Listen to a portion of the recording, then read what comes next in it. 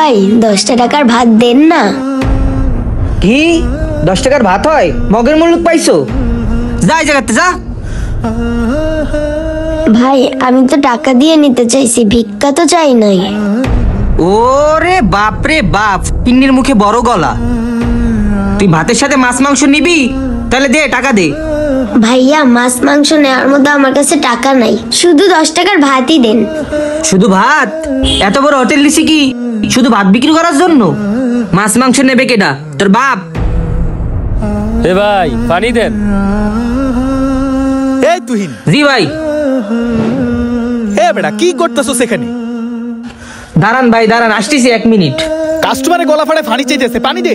হ্যাঁ ভাই যাচ্ছি যাচ্ছি। এন্ডে যা, তোর জন্য বেশি কথা শুনতেছি।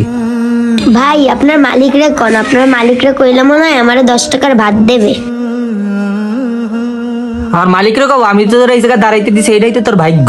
আমার মালিকরে যদি বলি, আমার মালিক যে কাজটার কাজটা, তোরে তো এই জায়গায় দাঁড়াইতেও দেবে না, আর ভাত তো দূরের কথা। যা এই জায়গাতে যা, মাথা গরম করিস না। আসলে ভাই আমার বাবা খুব অসুস্থ, হাঁটতে চলতে পারে না, আমার বাবার জন্য 10 টাকার ভাত দেন। তুই বাপের জন্য নিস বা খালুর জন্য নিস, সেটা তো আমার দেখার দরকার নাই। 10 টাকার ভাত বিক্রি হয় না, যা এই জায়গার থেকে। ভাই সব দোকানে গেছি, কোন দোকানে 10 টাকার ভাত দেবে না, শেষে আপনাকে দোকানেই আইছে, আপনারা 10 টাকার ভাত দেন, ফিরাই দিয়েন না ভাই। ও তুই আজকে আইছিস? আমি তো তোরা খুব ভালো করেই চিনি। তুই 10 টাকার ভাতের জন্য প্রতিদিন এখানে আসিস, আর আমি জানি না? আমি তো এই জায়গা থাকতে 10 টাকার ভাত বিক্রি করে আমি তো লস করে দিতে পারবো না মহাজন রে। ভাই 10 টাকার ভাত বিক্রি করলে কি এমন ক্ষতি হবে আপনার? তোর জন্য মহাজনের কাছে বেশি কথা শুনছি, যা এই জায়গাতে দূর হ দোকানের সামনে থেকে। এ কি হইছে?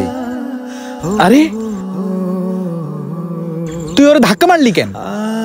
আরে ভাই প্রত্যেকটা দিন 10 টাকার ভাতের জন্য এই জায়গা আসে। আরে মা তুমি কাঁদছো কেন? তুমি কেঁদো না, তুমি কেঁদো না। এই 10 টাকার ভাত বিক্রি করলে কি হইতো? 10 টাকার ভাত কি বিক্রি করা যায় বলেন ভাই? বিক্রি করলে কি এমন ক্ষতি হইতো? প্রতিদিন যদি 10 টাকার ভাত বিক্রি করি, তাহলে হোটেল চলবে কিভাবে, কর্মচারী চলবে কিভাবে, আর আপনি চলবেন কিভাবে? তুহিন, হোটেলটা আমি চালাই, তুমি এই হোটেল ওয়েটার। হোটেল কিভাবে চলবো কিভাবে চলবে না সেটা তো আমার দায়িত্ব, আমি দেখবো সেটা। আমার বেচা কিনা নিয়ে তো তোমার মাথা ঘামানোর দরকার নাই। তুমি ওরা ধাক্কা দিলে কেন? দেখো তুহিন, নেক্সট টাইম যেন এমন কিছু আমি না দেখি। মা কি লাগবে তোমার? আমার 10 টাকার ভাত হলেই হবে। যা 10 টাকার ভাত নিয়ে যা। ঠিক আছে ভাই, আপনি কইছেন দিচ্ছি। তাড়াতাড়ি যা। আচ্ছা মা, তুমি 10 টাকার ভাত নিয়ে কি করবা? আমার আব্বু অসুস্থ, আমার আব্বুকে খাওয়াবো। ও আচ্ছা, এদিকে আসো। কোনো সমস্যা নাই, দিচ্ছি। এ তুহিন 10 টাকার ভাত দে, বেশি করে দিস। একটা ডিম দে, মাছ দে, আর একটু সবজি দিস। না না বাবা, আমার কাছে এত টাকা নাই। আরে তুমি টাকা নিয়ে চিন্তা করো না, টাকা লাগবে না, আমি এমনি দিব। আপনি দিলেও আমি নিব না, আমার 10 টাকার ভাত হলেই হবে। কি আজব নেই, 10 টাকার ভাত নিয়ে কি করবে? আরে বাবা আমি এমনিই দিব, টাকা লাগবে না। না আমাকে শুধু 10 টাকার ভাত দেন। আচ্ছা ঠিক আছে। এ তুহিন, শুধু 10 টাকার ভাতই আনো। আচ্ছা ভাই। কি বেশি ব্যথা হয়েছে? ওষুধ কিনে দেবো? আর কিছু লাগবে না? এই নেন। যা ওখানে কি লাগে দে, ভাইয়ের কি লাগে যা। ধন্যবাদ আঙ্কেল। যাও তাহলে। আব্বু সকালে খায়নি, এখন দুপুরে যদি ভাত দিই অনেক খুশি হবে। হায় রে, মানুষ কতটা অভাবে পড়লে 10 টাকার ভাতের জন্য আসে। মানুষ এত অভাবে আছে, মাত্র 10 টাকার ভাতের জন্য আসছে না। কি করব?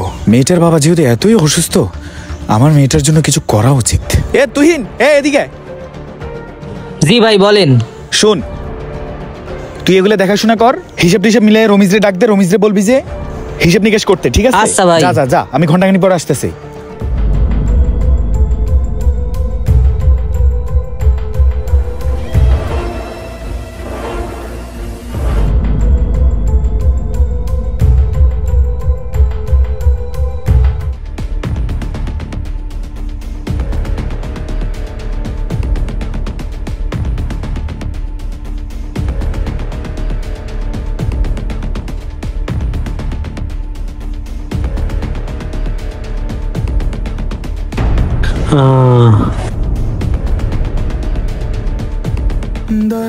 আল্লাহ, আমেনা তুই আইছস?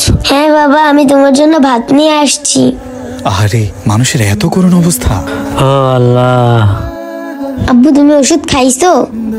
না রে মা, আল্লাহ আমাদের এভাবে পরীক্ষা করছে, এদের না দেখলে বুঝতামই না। খোদায় আমার পেটটা জ্বলে যাচ্ছে, আমার কিছু খাওয়ান দে। আমার জন্য কোনো খাবার ম্যানেজ করতে পারছিস? আরে এদের কষ্ট দেখে আমার মন চায় আমি দুনিয়া থেকে চলে যাই। এই যে আনছি আমি খাবার, এই যে এখন আমি তোমাকে খাওয়াই দিব। শুধু ভাত আর কাঁচামরিচ আছে, আমি মাখাই দিচ্ছি। হ্যাঁ।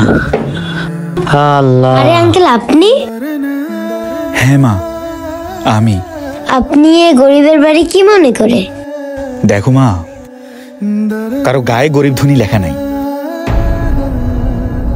যে আল্লাহ তোমাকে সৃষ্টি করেছেন ওই একই আল্লাহ আমাকে সৃষ্টি করেছেন। আমি তোমার এই করুণ অবস্থা দেখে তোমার পিছু পিছু আসলাম, আর এসে যা দেখলাম তোমার বাবার যে অবস্থা, আল্লাহ, আমি সত্যি হতভম্ব হয়ে গেছি। আল্লাহ না করুক তোমার বাবার যদি এ সময় কিছু হয়ে যায় তাহলে তোমার কি উপায় হবে? বিশ্বাস করো, এই কথাটুকু চিন্তা করেই আমি তোমার পিছু নিয়েছি। ভাইজান, হ্যাঁ আপনার শরীর এখন কেমন লাগতেছে? ভাই গো, শরীরের কথা আর কি বলবো, আমি মনে হয় আর বাঁচবো না নে। বাবা তুমি কি বলতেছো? আল্লাহ তোমায় সুস্থ করে দিবে, তুমি চিন্তা করো না। আমি আছি না, আমি তো বেঁচে আছি। দেখুন ভাইজান, আল্লাহর উপর ভরসা রাখেন, আপনি চিন্তা করিয়েন না। আমি আসলে আপনার একটা দায়িত্ব নিতে আসছি। আপনি যদি কিছু মনে না করেন, আপনার মেয়ে মানে আমিনার দায়িত্ব নিতে চাই। আমি কথা দিচ্ছি, আমি আমার নিজের মেয়ের মতো করে ওরে মানুষের মতন মানুষ করে তুলব। আপনি যেভাবে চাইবেন আমি ওইভাবেই ওরে মানুষ করব। ভাই গো, আপনার হইছেন গে বড় লোক মানুষ, আপনাকে কাছে গরিবের মায়া যাইয়া কি করব? বরং আপনাকে সুন্দর বাড়িঘর নোংরা করে ফেলবো। তার চেয়ে ভালো আমার মায়া আমার কাছেই থাকুক। হ্যাঁ ভাইজান, আপনি এসব কি কইতাছেন? কে বড় লোক কে ধনী, আল্লাহর কাছে কি এসব মানে নাকি খাটে? দেখেন, আমি যেরকম মাটির মানুষ, আমার বউটাও মাটির মানুষ। আমাদের বিয়ের 7 বছর হয়ে গেছে, এখনো আমরা একটা সন্তানের মুখ দেখি নাই। আমি কথা দিতেছি, আপনার মায়ের আমরা চিরদিনের জন্য নিয়ে যাব না। আপনি সুস্থ হওয়া পর্যন্ত আপনার মেয়ে আমার কাছেই থাকবে। আপনার যত চিকিৎসা দরকার সব করাবো। হায়াত মৌতের মালিক তো আল্লাহ, আপনি কোনো চিন্তা করিয়েন না। পানি, বাকিটুকু আমরা চেষ্টা করব। পানি, পানি, পানি, পানি, হ্যাঁ হ্যাঁ পানি। এই যে ভাইজান, পানিটা খান। হ্যাঁ হ্যাঁ হ্যাঁ। ভাইজান, আব্বু, আব্বু পানি খাও। আব্বু, আব্বু, আব্বু কথা বলতেছে না কেন? কি হয়েছে আঙ্কেল? আব্বু তো কথা বলতেছে না, আব্বুকে উঠাই দেন। আব্বু ভাত খাবে না? দিয়েছি কত দাফন, কোথায় যেন আছে আমারও তৈরি সাদা কাপড়। আঙ্কেল আমার আব্বুর কি হয়েছে? আব্বু কথা বলে না কেন? আব্বু উঠো, আব্বু, আব্বু উঠে যাও। আব্বু ভাত নিয়ে আইছি, ভাত খাও। আব্বু, আঙ্কেল আমার আব্বুর উঠাই দেন, ওনার অনেক খিদা লাগছে। আব্বু আঙ্কেল বলছিল মাছ মাংস দিবে, মাছ মাংস নিয়ে আসতেছে, তুমি উঠো। আব্বু তুমি উঠতেছ না কেন? কাঁদিস না রে মা, কাঁদিস না। তোর মা আল্লাহর ডাকে সাড়া দিয়ে চলে গেছে। সরাও না, সর।